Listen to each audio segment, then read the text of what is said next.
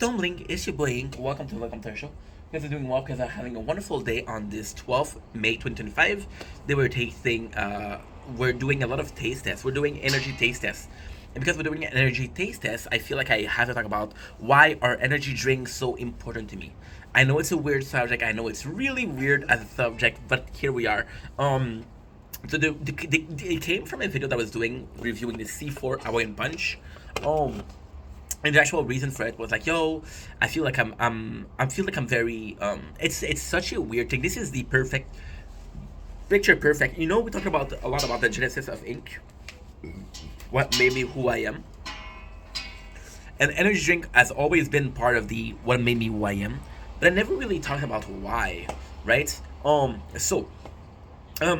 even if you see the channel, you see that the thing that tasted the most are energy drink. You see that I told you multiple times that I've been drinking energy drink for 10 years plus. We stopped having energy drink, right? We stopped having energy drink. We were addicted to energy drink. We stopped. Now we're continuing because again, I'm doing a 24-hour stream. And I gotta get used to the taste back because I need it for that day. Even this weekend I was working and I was starting at 7 o'clock, and I made myself a coffee and it was not good enough, so I went to buy an energy drink, and now I felt like, okay, well, I can attack that day. But why does energy drink matter so much? Well, I think it's kind of the idea of energy drink, right? Drinking one a day, that was in a crazy world. I know this is gonna sound absolutely crazy, but for the longest time, this was my routine. That only routine. I would start my day playing video games. I didn't know which game, and you were gonna play games, but the only routine that I had was I wake up, energy drink, right? So I think that love come from technically the home I grew up in, my father's house.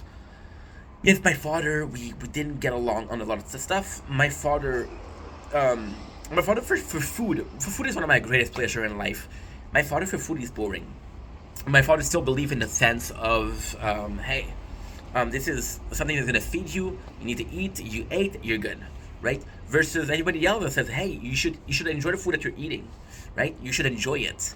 And the best of world, you're enjoying what you eat, right?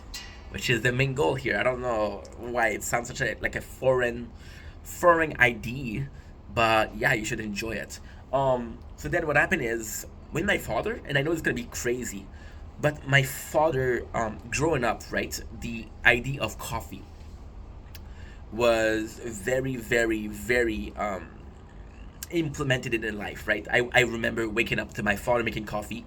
I remember him, especially winter, I was possibly 10 or 11 years old, and he had somebody buy him a hazelnut coffee. And for like a month or two, he was making the coffee in the morning, and that smell came to titillate me, right?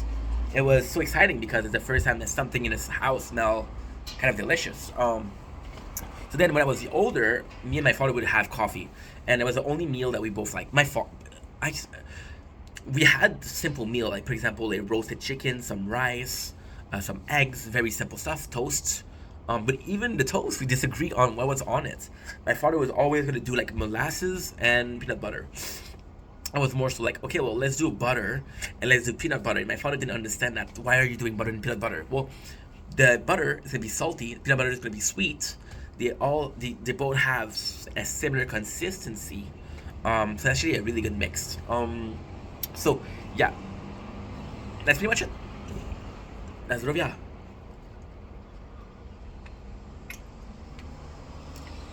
So my energy drink. Coffee was one of the only thing that we both enjoy. And then the funniest thing is, when I came to the apartment, it was one of the best time with my father, but also one of the worst time. Some of the best time where it is completely normal, and this is such a part of the genesis. And you think that it's only energy drinks and doesn't matter, but a part of the story of who I am. You know, my father was a very involved person in my life to a point where it was his way of the highway. So when I went to the apartment, it was a bit of loose, a bit of freedom. And that freedom brought us together because I was like, okay, well, this is not just an asshole, right? However, losing control for him was difficult. So he started to be very involved. And every time I would go to his house, I would get in trouble. And then we had a big fight. So then, with that big fight, the funny thing is, I was with my father because my father lived close to me, 2 or 3 times a week, and I would always enjoy coffee. So I didn't have that special drink. I didn't have that special meal. Just to tell you, I was broke enough. This is a true story too. I was broke enough. This is an insane story. I can't believe I'm gonna tell you that. Oh my god, this is embarrassing. I was broke enough to buy ramen, rice, and I couldn't buy anything else. I would buy peanut butter, and I would still make sure that I had an energy drink per day. So here's why energy drinks are so important. Me and my father, we had this love for coffee, right? And even then, I remember not during the pandemic, but in my last job, yeah, during the pandemic, the boys at work would always have this Kopiko coffee, and Kopiko was so good. And my father, I assured him that he was like, this is the first time where I gave my father, this is something that you're gonna enjoy. And he's like, nah, I don't care about food. I just need to feed myself. And he was like, holy shit, this is good, you know. So this really brought us together. But to come back with the energy drink, I had ADHD. I came from a household that was on a diet. My stepmom wanted to lose some weight. It was a constant thing for my whole childhood. She wanted to lose some weight. Now, eventually, we understood that she was hiding food, but it was crazy because my father was hiding food for himself. She was hiding food for herself. So in this household, I was the only one sticking to the diet, you know. But this is another story because even then, the diet didn't really bother me. I always talking about how the diet bothered me, but it's not true. So the concept of the diet really bothered me. However, I was taking Ritalin and Concerta, which is ADHD medication that can result in a loss of appetite. So yes, there was a diet, but I wasn't really hungry to begin with. I was like, oh my god, I want to eat something good. I was like, okay, well, I don't feel like eating. This is in front of me. Okay, well, I have to eat. I'm gonna eat, right? And I'm not saying that we didn't have good food, but if you had if you were in a household that had diet often, you know exactly what I mean. It's not complicated. It's not complicated to understand, right?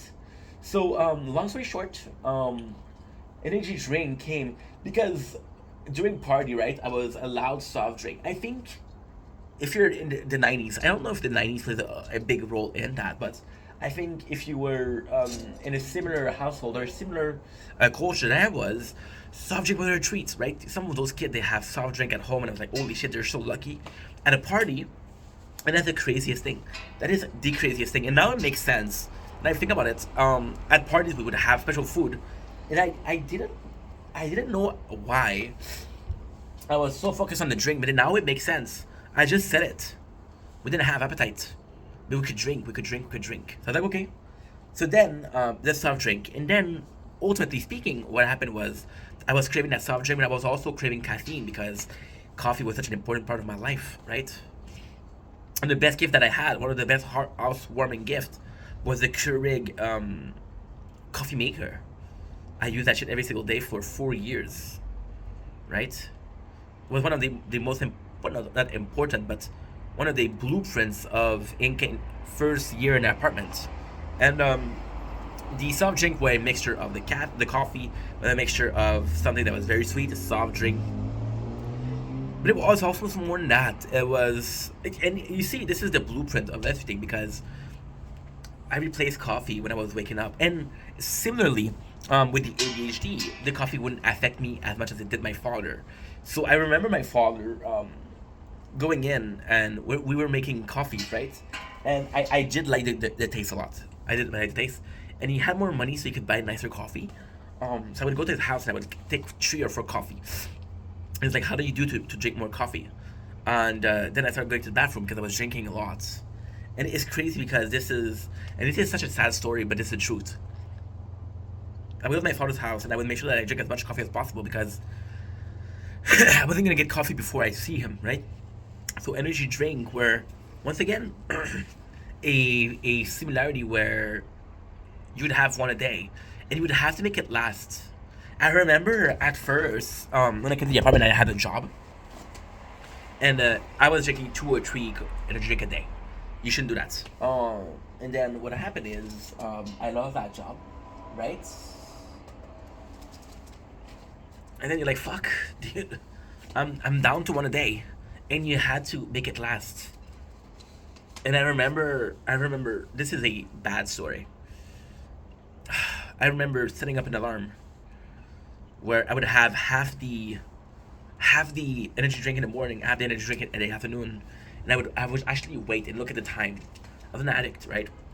And this is why energy drink is such an important thing for me, you know? And it's crazy because we did a video like a month ago, and I saw myself with energy drink, and I saw myself how I acted, how I talked, and how much it changed me, right? And now we're back to it. So it's a really weird relationship, and ultimately speaking, it's a weird relationship for two things.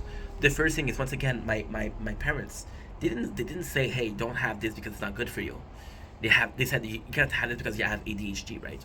Um, and I think even if it isn't a case of a placebo, there is some truth to it. But the more you can't have something, the more you want it, right? Anyway, love you guys. Take it easy. Peace.